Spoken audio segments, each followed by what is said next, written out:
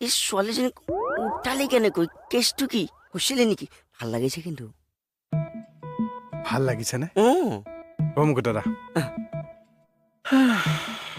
এইবোৰ কথা মই আপোনাকে ক'ম আপুনি কাকো নক'ব ভগৱান শপত নকওঁ পিছত কৈ দিলে এই নকওঁ মই নকওঁ বুলি কৈছো নহয় আজিৰ পৰা এসপ্তাহমানৰ আগৰ কথা কানিমণিপুৰত মই আপোনাৰ চাইকেল চলাই চলাই চলাই মায়াহঁতৰ ঘৰ পাই গ'লো তাৰপিছত চাইকেলখন ধুনীয়াকে উল্টাই থলো মায়াহঁতৰ দুৱাৰখন নক কৰিছো ভিতৰৰ পৰা বিচাৰ কৰা একদম এটা বেলেগ শব্দ আহি আছে তাৰপিছত কাণ পাতি এনেকে শুনিছো মায়া মায়া মায়া এনেকে দুৱাৰখন খুলি দিছে তাৰপিছত